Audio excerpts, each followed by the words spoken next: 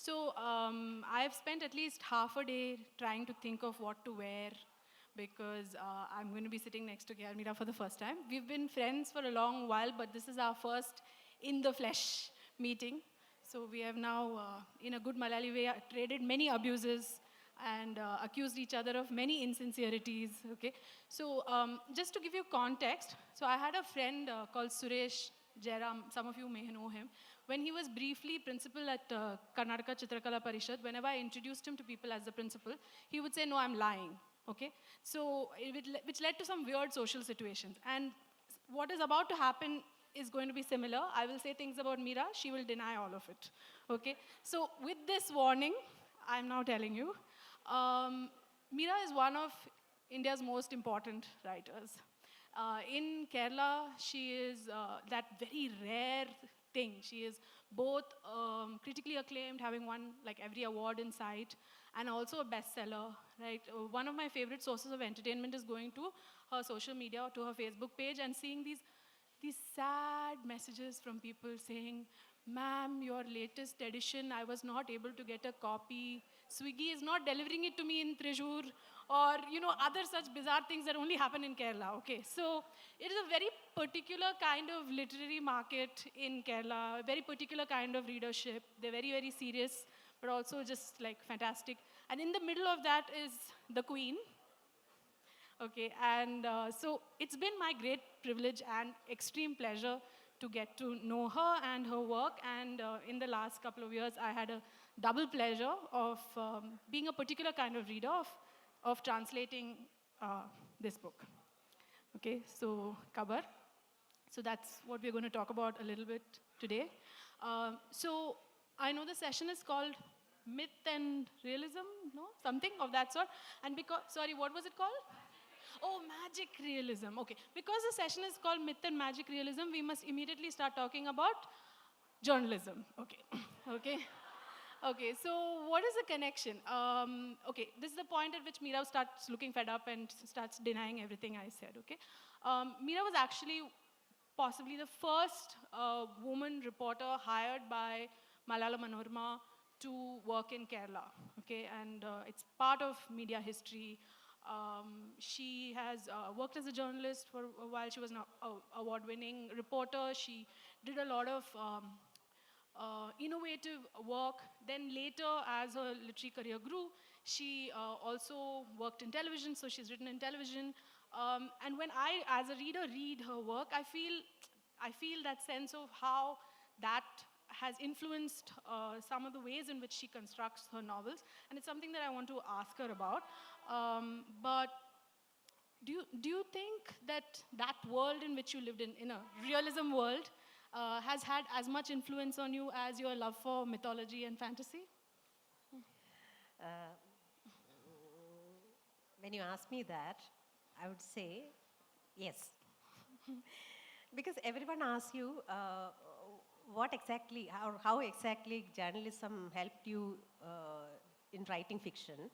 And I would say that although both are two different genres and very different things, in both, actually, the reader is looking for the pleasure of reading. If you write a very good report in a creative way, the reader will read it and they will remember it. Although we say that it is on one side, all reports are facts, and in fiction, it is all fiction or fantasy.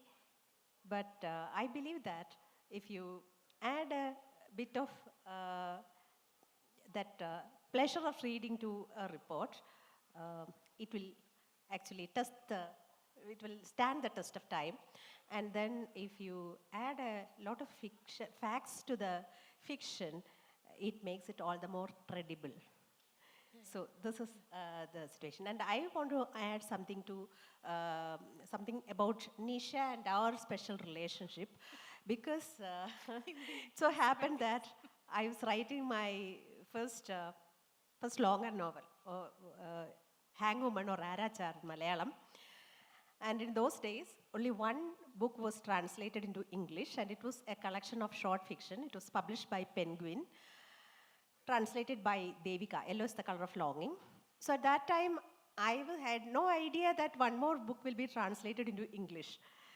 And at that time, I had a ligament fracture and I was on the bed sitting with the legs straight when I got this call from Nisha Susan asking for a short fiction for their fiction special in the magazine in which she was working then. Then I said, I'm really sorry because I am writing a novel. I can't write something else in between. And then she said, oh, sad, sorry. And she cut the phone. But after 2 minutes, she called me back and asked whether she can publish one of the chapters of the novel I was writing then. I said, you can. And she published the first chapter of Arachar. It was published in the fiction special. And that very night, my commissioning editor at Penguin those days, Shiva Priya, sent an email saying that they are interested in publishing Hangwoman. And that's how Hangwoman took shape, and that's how Nisha Susan came to my life. So she has a very special life, place in my life, and that's why I thought, okay, I'll ask her to translate my book, which... This sounds so civilized, but I'll tell you the truth after she's gone, okay? One of the things I wanted to ask you is, in this process of translation, I haven't really asked you privately, and now I'm asking you publicly. I know in Kerala, a couple of generations of writers have been influenced by Latin American literature and the formal idea of magic realism. Would you say you're one of them as well? Are you also? Yeah, very much, very much. I was actually breathing Marquez when I was about 17 or 18. I was reading, rereading, and I was living in Mokonda. I knew how it would be to fly like a bedsheet and all, no? So this is always in me because I had a similar background in when I was a child in Kerala. So magical realism was in my life. I think my life itself is a very surrealistic experience. Okay, this I can vouch for, okay? Like, I can add credibility to this detail. Okay, little side note. So, in one of my short stories, I included a story about a blouse tailor, okay? A blouse tailor called, well, that's not important, but the blouse tailor. And the blouse tailor was famous, and this is a story I'd heard from other people, that this particular blouse tailor had a method that people would come up to him, and then there would be this silent interaction in which they would drop their palla or drop their dupatta, and he would just look at them, and there would be no measurements. And then I heard some sounds. Those are the sounds, correct sounds. Okay, and then 2 weeks later, you would get the best blouse ever, like best. So this is like this mythical blouse tailor. Now, once my book was out, I had, people asking me things about the book. But 90% of the questions was about the tailor. Where is he? Do you have his number? Okay, how to find him? Is he on Google Maps? And I was like, guys, man, it's fiction, just calm down, okay? Buy ready-made, okay? Meanwhile, I get call from famous author R Meera. Ade, Nisha, how do you know about Blouse Mohan? So I was like, what do you mean? Okay. So I said, I don't know, what are you talking about? She said, you don't know about Blouse Mohan? I was like, I know what I wrote. What do you know about Blouse Mohan? Adipam, now he's gotten married, so now he only stitches salwar kameez. Is what she told me. He stopped stitching all ladies' garments altogether after marriage because that is how they fell in love and got married, no? So after that she said no more stitching blouse or salwar kameez or anything. So after that, I don't know where he is now, but after that it is heard that he stitched only clothes for men only. Anyway, I brought up this story to endorse the fact that Meera's life is a surreal one, where my fictional blouse tailor's, sequel is in her reality, and now of course we don't know where he is. So that's the perfect ending to that story. One of the things I wanted to ask you is, because you are someone who is both aware of the literary reader and aware of other kinds of audiences because of journalism and because of TV, and because you believe in giving people pleasure. I always feel this with your books. Like you open the book, from the first page, you're sucked in. And so after this, after Kabar came out, the next book that came out, I read the first page. A woman is coming back from work. She's at the house. She's opening the gate. And then there's a gunshot. Okay? I mean, in this one, there's a gunshot, but in other books, they're not necessarily Chicago mobster style action, but other things that will immediately pull you in. Is this just the way you like to tell stories, or is this a deliberate Exactly. choice? See, Nisha, to actually capture a reader like you, to read the whole book, I like to do many tricks. No, I have to try all the tricks I know. This is very special of me that whenever I sit down to write something, be it a report or an essay or a story or anything, I have to make sure that at least one reader will read it full. So the opening sentence and the opening paragraphs and the opening chapters are very important to me. They are very crucial, no? Right. So this first step, first test I give myself is that I'll make the reader read what I write. And do you feel like because there's a culture of books being published in serialized forms, like even Arachar appeared week after week in a big popular magazine, and many of your other things are, or people commission a special novella for a special issue. Do you feel like that kind of pace to which the reader reads also makes you think about how to keep the reader on track? Yeah, even if it is not serialized, I should make sure that the reader reads the next page also, no? Even if it is a book. Like that, when you serialize a novel, I have to make sure that the reader waits for the next chapter. So that is quite natural. Yeah. But serializing the novel is actually one way of forcing me to complete the novel. See, unless there is a deadline, that's the biggest threat or biggest curse I still suffer from journalism. Unless there is a deadline, I won't finish my work. So if there is an assignment, I need a deadline. And if I agree to serialize the novel, so there is already a deadline, no? So I'll finish the novel at any cost, right on the deadline, right before the deadline. And that's why I agreed to serialize my novels. So that's one way of pushing myself to write the novel. Do you think not the content of mythology, but not like, oh, this story from mythology, but do you think the way we think about mythology or you understand mythology has affected the way you write? The form of myth telling. Yeah, this myths actually, I think that they were used as uh, very good or very effective or very sharp socio-political instruments at the time when they were formed. This is my understanding of each and every myth I come across. So they had a very well-defined, sharp intention when it was created. See, when you can't tell a story straight on the face of another person, no? You have to tell stories. Without telling stories, nobody will survive. We all survive because we have stories to tell. They could be from our own lives, or it could be about other people's lives. It's all about the people's lives. So any time in the history, any given time in the history, any given time in the history of mankind, there was this compulsion or what should I say, this need to tell the stories to survive. So myths were formed or they created out of this very mundane, natural things to transcend our disappointments and disillusionments to another world. That's what I understand. And as I told you, in Kerala, I was born and brought up in a village, and there, around our ancestral house, there were a lot of stories.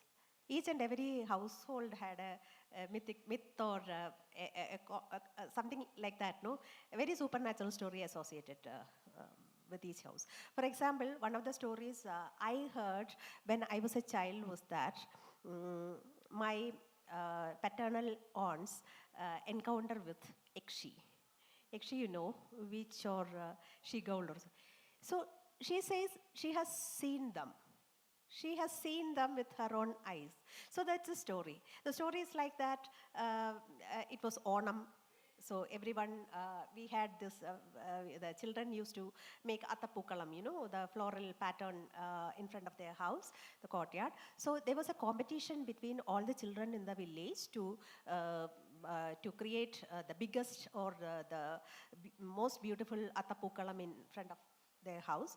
And so everyone would go to sleep with a very eager or anxious feeling of getting out of the house in the morning, first in the morning, and then gather as much as flowers from outside. So they will go to the fields. It's a village, and there were a lot of plots and lands and everything. So one day this morning she woke up hearing someone calling out her name. She just ran out taking her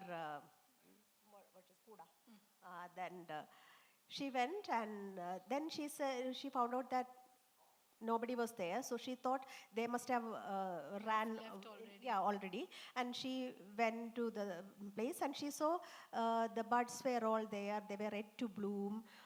She saw them slowly blooming, and it is a very reliable, believable description of a small girl walking along the long village road, looking for the flowers, seeing the buds, and then she coming to a place, a rocky area near the fields, and then she hears someone talking.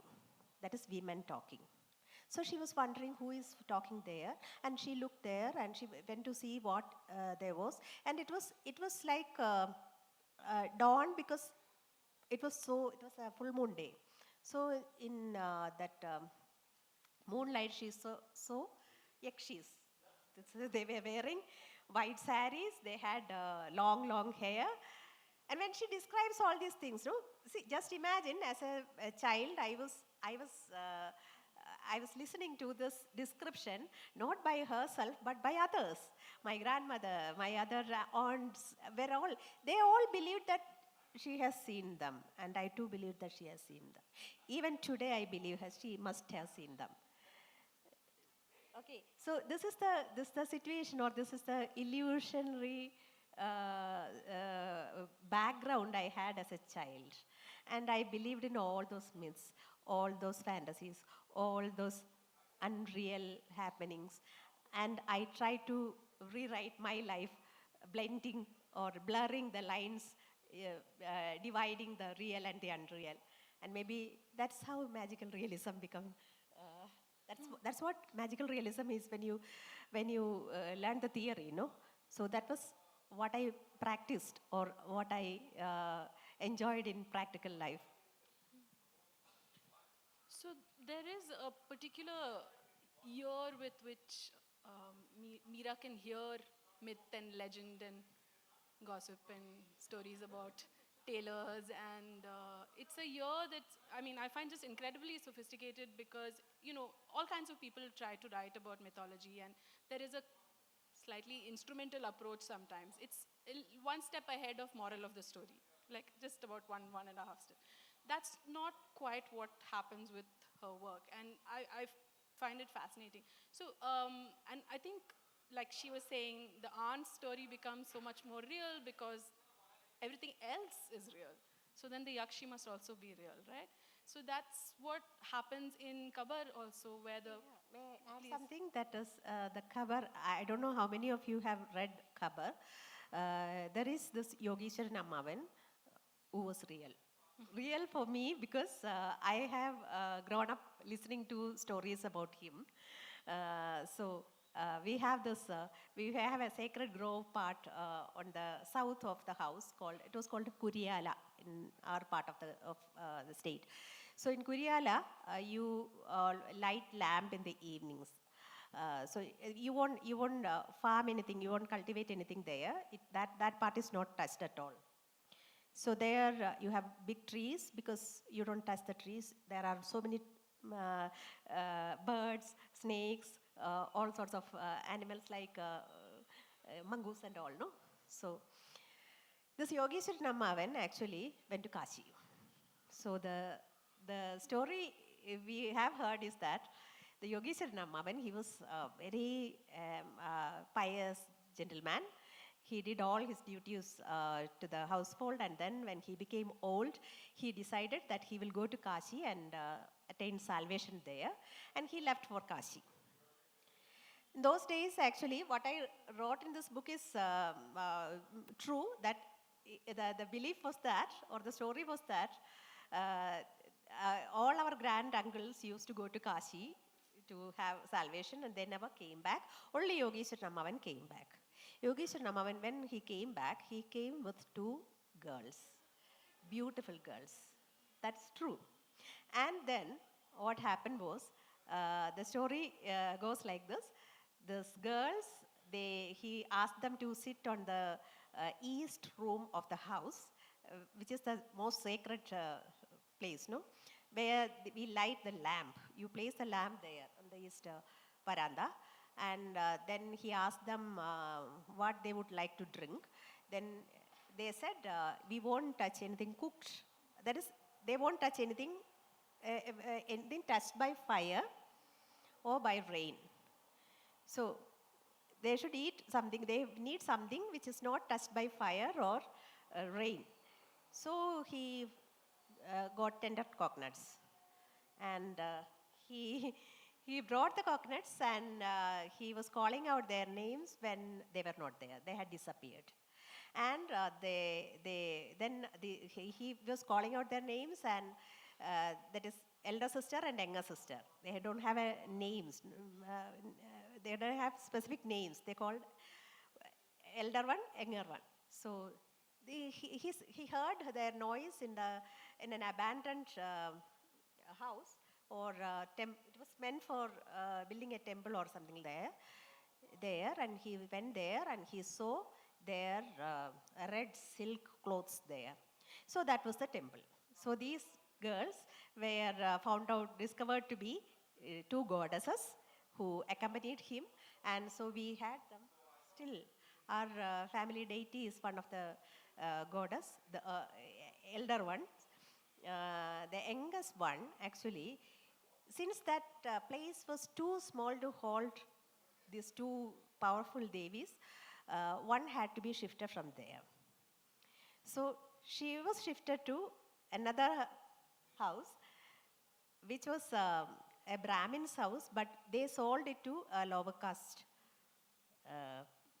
people, and that Devi became a different caste. So, so just imagine. So I had been thinking about this story from ever since I was a child. I sincerely believed that my sister and I were the incarnations of this goddess, no? So I thought, okay, one day I am going to get some divine powers, so that I'll be Durga and she will be Bhadra, and like that. So this has ignited or inspired a little girl so much to think about that. And as I grew up, I was thinking about this story. How can a grand uncle come like that? When he comes like that, who would be those little girls? Why would they accompany him? And they were clothed in a very different way compared to Malayali women. So it must be from another religion, maybe, or from another state. No, you can find there are many possibilities for that story. So that's why I said I rewrote it. What I wrote in cover is not the full story or the real story, but I have added something of my own, so that I was looking for a new story. So I'd like to ask you to read from the beginning of the book, yeah? See, whenever I take this book in my hand, I can't believe that I actually wrote it, because I wrote it in 2 weeks. Again, to keep my word, to keep the deadline. And actually, it was from a very casual conversation with with our family friend, who is a lawyer. He's a very renowned criminal lawyer. He always asks me to say not to call him a criminal lawyer. So he will say, okay, you shouldn't describe me as a criminal lawyer. I'm not a criminal. I'm just a lawyer. So his name is Advocate G. Mohan Raj, and he actually was telling me about his father's client. His father was also a very renowned lawyer in Kollam. So his father had a client who was a magician. He knew jinn worship. So that's how I just got this protagonist, or the main character of this novel. I can read in Malayalam, and maybe you can read the corresponding part in Then English. your fans will have questions. So Okay. we will quickly do a jump cut. I'm reading the first chapter because Nisha didn't want me to search for the pages. Okay. പൂർവികന്റെ ഖബർ പൊളിച്ചത് സംബന്ധിച്ചായിരുന്നു അയാളുടെ civil suit. ഞാനത് തലേന്നേ വായിച്ചിരുന്നു. Issues frame ചെയ്തിരുന്നു. അപ്പോഴൊന്നും ഒരു കുഴപ്പവും ഉണ്ടായില്ല. രാവിലെ 9 മണിക്ക് റോൾ കോൾ സമയത്തും എല്ലാം ഭദ്രമായിരുന്നു. വിസ്താരത്തിന് കേസെടുത്തപ്പോഴാണ് എല്ലാം തകിടം മറിഞ്ഞത്. പേര് വിളിച്ചതും കണ്ണിലൊരു കുത്തു കിട്ടിയതുപോലെ പിടഞ്ഞുപോയി. കുറച്ചു നേരം എല്ലായിടത്തും ഇരുട്ടായി. മുമ്പൊരിക്കലും ഉണ്ടായിട്ടില്ലാത്ത മതിഭ്രമം. ഞാൻ ജില്ലാ ജഡ്ജിയാണെന്നതും കോടതി മുറിയിലാണ് എന്നതും മറന്നു. യോഗീശ്വരൻ അമ്മാവൻ മാത്രമായി മനസ്സിൽ. യോഗീശ്വരൻ അമ്മാവൻ ഞങ്ങളുടെ പൂർവികനായിരുന്നു. അദ്ദേഹത്തിൻ്റെ കാലം വരെ ഞങ്ങളുടെ കാരണവന്മാരാരും വീട്ടിൽ കിടന്ന് മരിച്ചിട്ടില്ലെന്നാണ് ഐതിഹ്യം. വയസ്സായെന്ന് തോന്നുമ്പോൾ അവർ തറവാടിൻ്റെ ഭരണം അവകാശികളെ ഏൽപ്പിക്കും. കാശിക്ക് പുറപ്പെടും. പോയവർ തിരിച്ചു വന്നിട്ടില്ല. ഒന്നുകിൽ മാർഗമധ്യേ മരിച്ചു, അല്ലെങ്കിൽ കാശിയിലെത്തി മരണം വരെ അവിടെ ജീവിച്ചു. ഒടുവിൽ ഗംഗയിൽ വിലയം പ്രാപിച്ചു. വഴിയിൽ മരിച്ചാലും മോക്ഷമായിരുന്നു ഫലം. അതിനാൽ കാശിക്ക് പോയവർക്കൊന്നും ഞങ്ങൾ ബലിയിട്ടില്ല. പക്ഷെ ഒരാൾ മാത്രം കാശിയിൽ നിന്ന് മടങ്ങിയെത്തി.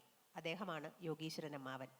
കരഞ്ഞും വിളിച്ചും കാശിയിലേക്ക് യാത്രയാക്കിയ മൂത്തനന്തരവൻ 5-ാം കൊല്ലം രാവിലെ മുഞ്ഞുകഴുകി നോക്കിയപ്പോൾ യോഗീശ്വരൻ അമ്മാവൻ മുറ്റത്ത്. പഴയതിലും അരോഗതൃഗാതനായി, പഴയതിലും തേജസ്വിയായി.